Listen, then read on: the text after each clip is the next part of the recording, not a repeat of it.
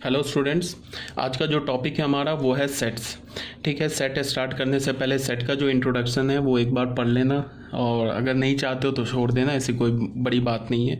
ये बस ऐसे ही लैंग्वेज लिखा है, एक बार पढ़ लेना। थोड़ा बैकग्राउंड लिखा हुआ है यहाँ, सेट कहाँ किसने सेट का सबसे पहले सेट किसने डेवलप किया, सेट का पहले क्या डेफिनेशन था, फिर बाद में क्या मॉडिफाई हुआ, ये सब बात लिखी हुई है। ठीक है, इसे पढ़ना नहीं तो छोड़ देना। ठीक है, अब आ जाओ यहाँ पे इंपॉर्टेंट सेकंड जो पेज है यहाँ से आ जाओ। सेट को सबसे पहले हम लोग डिफाइन कर लेते हैं। सेट का डेफिनेशन क्या है? A set is a well defined collection of objects, it is generally represented by capital letters. Set होता क्या है? वेल डिफाइंड ऑब्जेक्ट्स के कलेक्शन को हम क्या बोलते हैं? सेट्स बोलते हैं। ठीक है, इसमें जो टर्म है ना ये वेल डिफाइंड, ये इंपॉर्टेंट है। मतलब क्या कि आप कैसे ऑब्जेक्ट्स के कलेक्शन को आप सेट बोलोगे, वैसे ऑब्जेक्ट के कलेक्शन को सेट बोलोगे जो ऑब्जेक्ट वेल डिफाइंड हो। वेल डिफाइंड का क्या मतलब होता है? कि जिसका जो डेफिनेशन हो ना वो यूनिवर्सल हो, वो चेंज ना हो। ठीक है, ऐसे ऑब्जेक्ट के कलेक्शन को आप सेट बोलोगे। जैसे अगर मैंने बोला the collection of all English alphabets, या मैंने बोला the collection of all vowels in English alphabet is a set containing 5 elements AEIOU। यहाँ पे क्या बोला जा रहा है कि जैसे हमें पता है ना कि इंग्लिश अल्फ़ाबेट्स में 5 वॉवेल्स होते हैं AEIOU, तो ये जो हमारे पास जो वॉवेल्स है ना ये वेल डिफाइंड है। चाहो तुम इंडिया में वॉवेल्स बोलो, चाहे तुम अमेरिका में वॉवेल्स बोलो, चाहे लंदन में वॉवेल्स बोलो, किसी भी कंट्री में ऑल ओवर वर्ल्ड में कहीं भी जाओ, वॉवेल्स यही 5 होते हैं AEIOU। तो इसका मतलब इसका जो डेफिनेशन है ना वो यूनिवर्सल है। तो हम लोग क्या बोलेंगे कि जो वॉवेल्स के जो हम लोग कलेक्ट करेंगे ना, तो उस कलेक्शन को हम सेट बोल सकते हैं। क्यों बोल सकते हैं? बिकॉज वॉवेल्स जो होते हैं ना वो वेल डिफाइंड होते हैं। तो वेल डिफाइंड ऑब्जेक्ट्स के कलेक्शन को हम क्या बोलते हैं? सेट। तो अगर मैं तुम्हें बोलूं कि set of all vowels in English alphabets is a set, तो तुम बोलोगे yes of course is a set, because English vowels in English alphabets is well defined. ये जो है ना हमारा वेल डिफाइंड है। ठीक है, जैसे मैंने सेकंड में क्या बोला, the collection of all Capitals in of states of India is a set. ठीक है, अगर तुम इस इंडिया के सारे जितने भी कैपिटल्स हैं, स्टेट्स के जो कैपिटल्स हैं, उसका तुम अगर सेट बनाओगे तो वो भी एक सेट है। बिकॉज क्या होता है, जितने भी स्टेट्स हैं ना इंडिया में, उनके कैपिटल्स तो वेल डिफाइंड है। ऐसा तो कोई एम्बिग्यूटी है नहीं कि हम बोलें कि किसी भी स्टेट का कैपिटल डिफाइंड है या नहीं डिफाइंड है, या क्या मैं भी, इसमें कोई एम्बिग्यूटी नहीं है, इट इज़ वेल डिफाइंड। तो वेल डिफाइंड है तो हम क्या बोलेंगे? It is a set. जैसे मैंने थर्ड में बोला the collection of all students of IIT Delhi is a set. अगर मैं बोलूँ कि IIT दिल्ली के जितने भी स्टूडेंट्स हैं उसका सेट बनाओ, तो सेट बनाओ, या फिर मैं बोलूँ कि collection of all students of IIT Delhi is a set, तुम बोलोगे ऑफ कोर्स। क्यों? बिकॉज IIT दिल्ली में जितने भी स्टूडेंट्स पढ़ रहे हैं वो वेल डिफाइंड है। मतलब कोई एम्बिग्यूटी नहीं है ना। अगर राम IIT दिल्ली का स्टूडेंट है तो वो राम है स्टूडेंट, इसमें तो कोई एम्बिग्यूटी नहीं है कि राम हो भी सकता है नहीं भी हो सकता है, तो कोई एम्बिग्यूटी नहीं है। इसका मतलब क्या? Is a set. अगर मैं बोलूँ collection of all intelligent person of Delhi is not a set, as the word intelligent is not defined because there is no standard scale for evaluation of intelligence. अब जैसे मैं क्या बोलूँ कि जितने भी इंटेलिजेंट पर्सन्स हैं ना दिल्ली के, उनका सेट बनाओ। अगर मैं तुम्हें बोलूं कि जितने भी इंटेलिजेंट पर्सन है तो उनका सेट बनाओ, तो तुम किसी भी पर्सन का इंटेलिजेंसिया मेज़र कैसे करोगे? कोई ऐसा तो थर्मोमीटर है नहीं कि वो बता देगा कि इसका इंटेलिजेंट ये 97% इंटेलिजेंट है, ये 60% इंटेलिजेंट है, या 100% इंटेलिजेंस है। ऐसा तो कोई स्केल है नहीं हमारे पास। तो इंटेलिजेंस जो है ना वो वेल डिफाइंड नहीं है।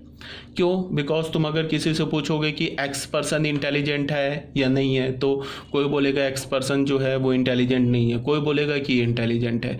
तो फिर यहाँ पे एम्बिग्यूटी क्रिएट हो गया, तो हम इसे क्या बोलेंगे? It is not a set. Clear है? फिर यहाँ पे क्या है? The collection of good cricketer is not a set because the word good is not defined. अब जैसे गुड वर्ड हो गया, बैड हो गया, स्मॉल हो गया, लार्ज हो गया, इंटेलिजेंट हो गया, पुअर हो गया, रिच हो गया, ये जितने भी वर्ड्स हैं ना ये वेल डिफाइंड नहीं है। तो अगर मैं बोलूँ कि अगर मैं तुम्हें बोलूँ collection of all bright student of class 11th, अगर मैं बोलूँ कि सारे ब्राइट क्लास 11 के सारे ब्राइट स्टूडेंट का सेट बनाओ, तो तुम ब्राइट स्टूडेंट को वेल डिफाइंड ही नहीं कर सकते हो। अगर तुम बोलोगे कि मैं जिसके नंबर्स ज़्यादा आ रहे हैं एग्ज़ाम में, जिसके मार्क्स ज़्यादा आ रहे हैं, परसेंटेज ज़्यादा आ रहे हैं, उसको अगर तुम ब्राइट बोलोगे तो फिर वो गलत हो जाएगा। ऐसा कई केस है जिसमें जिनके मार्क्स जो हैं वो स्टूडेंट के मार्क्स कम आते हैं, बट फिर वो +2 में मार्क्स कम आते हैं, IIT में क्वालिफाई कर जाते हैं। +2 में मार्क्स, और बहुत ऐसे बच्चे होते हैं जिनके +2 में 90-95% मार्क्स आते हैं, बट वो IIT में क्वालिफाई नहीं करते, दूर दूर तक उनका रैंक नहीं होता है। ठीक है, तो इसके लिए मैं क्या बोल रहा हूँ कि ये जो गुड हो गया, इंटेलिजेंट, बैड, ये सब वेल डिफाइंड नहीं है, तो इसका आप इस टाइप के एलिमेंट्स का सेट नहीं बना सकते हो। ठीक है, ये सब आप ऑलरेडी जानते हो, बस एक बार सुन लो। आज का भी जो भी लेक्चर है, ये जो भी आपको मैंने PDF सेंड किया, ये आप ऑलरेडी जानते हो। जो नेक्स्ट PDF होगा वहाँ से हमारा, वो हम लोग फिर नई बात सीखेंगे। तो अब यहाँ पे क्या बोला है, some standard notation for some special set, ये भी आप ऑलरेडी जानते हो, ये भी ऑलरेडी मैंने लिखा रखा है। ठीक है, but for the sake of completion मैं क्या करवा रहा हूँ, ये सबको एक बार जल्दी जल्दी क्विक रिकैप कर रहा हूँ। एन, कैपिटल N को क्या बोलेंगे, set of all natural number. Capital W को क्या बोलेंगे, set of all whole numbers. Capital Z को क्या बोलेंगे, सेट ऑफ ऑल इंटीजर्स, सारे इंटीजर्स का सेट। अगर Z पे मैं माइनस कर दूँ तो set of all negative integers. अब निगेटिव में 0 नहीं आता है और पॉजिटिव में भी 0 नहीं आता है, but non negative non positive में 0 आ जाता है। ठीक है, तो ऑलरेडी बता रखा है। फिर अगर मैंने Z माइनस बोला तो क्या हो गया, सेट ऑफ निगेटिव इंटीजर्स। फिर मैंने Q बोला तो क्या हो गया, set of rational numbers. Q complement set of irrational number. Capital R से set of real numbers. R plus से set of positive real numbers. R minus का क्या मतलब हो गया, set of negative real numbers. एक कैपिटल C आता है, ये क्या होता है, set of complex numbers. Complex number जो है एक चैप्टर है 11th क्लास में, ये इसको हम लोग कॉम्प्लेक्स नंबर को काफ़ी डिटेल से पढ़ना है, बहुत ही मज़ेदार चैप्टर है, तो इसको आप आगे देखोगे। बट अभी याद रखो कि capital C represent the set of all complex numbers. ठीक है, अब उसके बाद आ जाते हैं नेक्स्ट टॉपिक में, रिप्रेजेंटेशन ऑफ ए सेट। ये भी आप जानते हो, सेट को हम लोग क्या करते हैं, 2 टाइप से रिप्रेजेंट करते हैं। पहला जो रिप्रेजेंटेशन क्या होता है, रोस्टर फॉर्म। दूसरा क्या होता है, set builder form. Roster form में हम क्या करते हैं कि सेट के जितने भी एलिमेंट्स हैं ना, उनको कॉमा से सेपरेट करते हैं और एक कर्ली ब्रैकेट से क्लोज करते हैं। ठीक है, तो आ जाते हैं रोस्टर फॉर्म को हम क्या बोलते हैं, टेबुलर फॉर्म और रोस्टर फॉर्म। ठीक है, in this form set is described bye listing elements separated by commas and enclosed with in braces. Braces क्या होता है, ब्रैकेट का प्लूरल होता है। ठीक है, ब्रैकेट के प्लूरल को हम क्या बोलते हैं, ब्रेसेस। तो इसमें हम क्या करते हैं, एलिमेंट्स को लिस्ट करते हैं, कॉमा से सेपरेट करते हैं और ब्रेसेस से इनक्लोज करते हैं।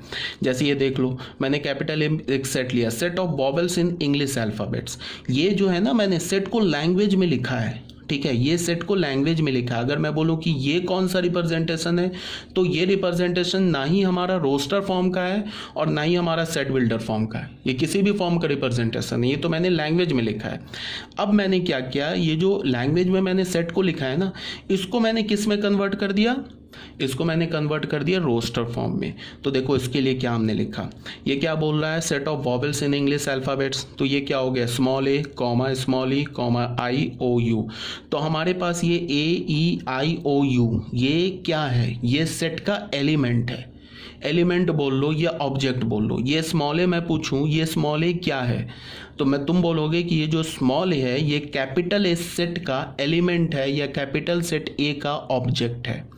ये अगर मैं बोलूं कि स्मॉल ई क्या है, तो तुम बोलोगे स्मॉल ई जो है ये कैपिटल ए सेट का एलिमेंट है। ठीक है, तो ये स्मॉल ए को क्या लिखोगे, इसको हम क्या रीड करते हैं, बिलोंग्स टू। ये भी ऑलरेडी बताया जा चुका है, तो इसको हम रीड कैसे करेंगे, small A belongs to capital A. इसको हम क्या रीड करते हैं, belongs to, read as A belongs to capital A. इसको हम क्या बोलते हैं, बिलोंग्स टू। ऐसे लिख के यहाँ पे ऐसे क्रॉस कर दिया तो क्या हो गया, डज नॉट बिलोंग्स टू।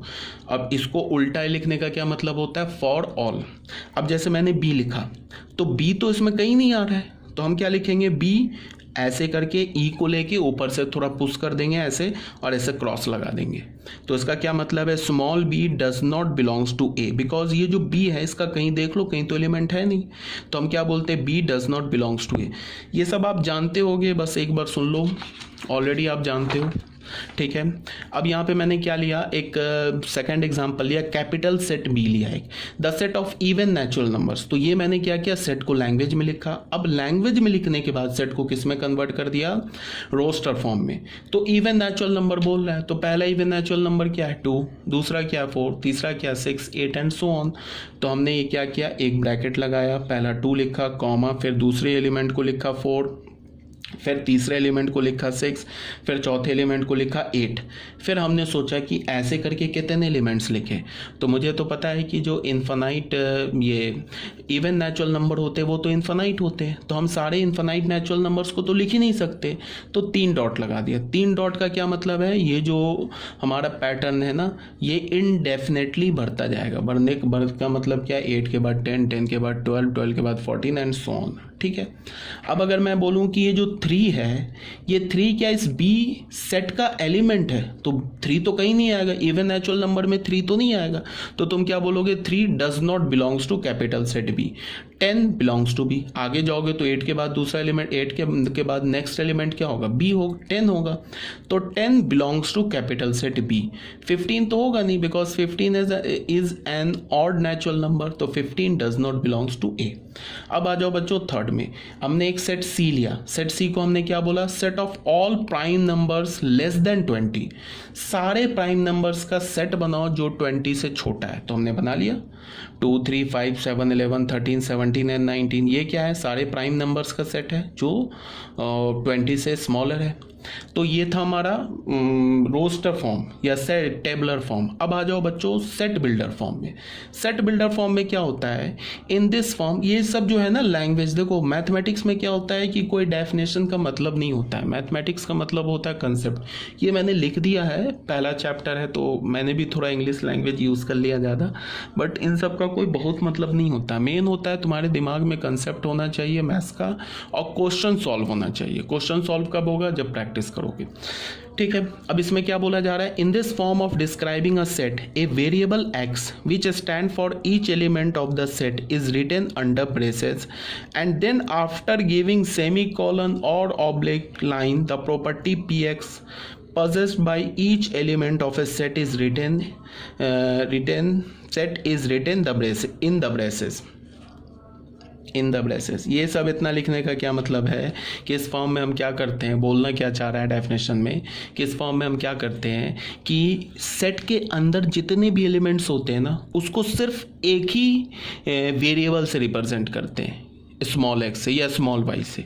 ठीक है। अब उसके बाद हम क्या करते हैं, उस वेरिएबल का प्रॉपर्टी लिख देते हैं। तो कौन सी प्रॉपर्टी लिखेंगे, वो प्रॉपर्टी लिखेंगे जो उस सेट के अंदर जितने भी एलिमेंट्स हैं, वो सारे एलिमेंट्स जिस एक कॉमन प्रॉपर्टी को सेटिस्फाई करेंगे, उस प्रॉपर्टी को लिख देंगे। नहीं आई बात समझ में? अब देख लो, यहाँ मान लो बी सेट हमने देखा, हमने क्या बोला 2, 4, 6, 8, तो ऐसे एलिमेंट हमने देखा, तो हमने बोला कि इन सारे एलिमेंट्स के बीच में क्या प्रॉपर्टी दिख रहा है तुम्हें।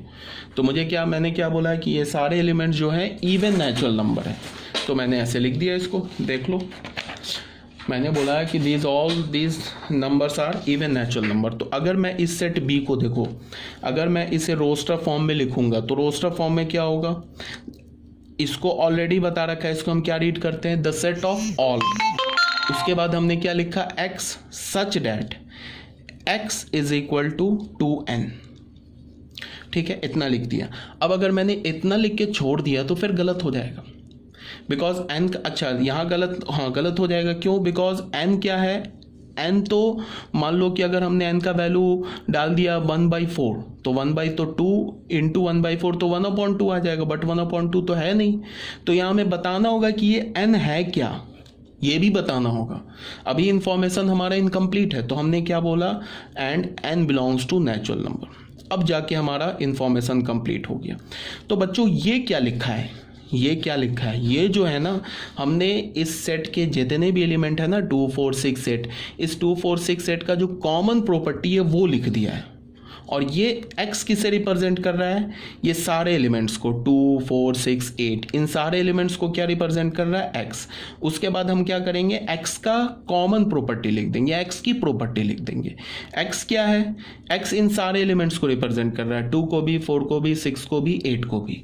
और x इज इक्वल टू क्या हो गया, 2n, and n belongs to natural number. ठीक है। अब आ जाओ, जैसे हमने यही बात यहाँ पे लिखी हुई है, ठीक है। अब हमने क्या, इस सेट का जो हमारा जनरल स्ट्रक्चर क्या होगा, इसमें सेट बिल्डर फॉर्म में ए इज इक्वल टू ऐसे करके ब्रैकेट पढ़ा हमने, तो इस ब्रैकेट को क्या रीड करते हैं, इस ब्रैकेट को the set of all x such that P x holds,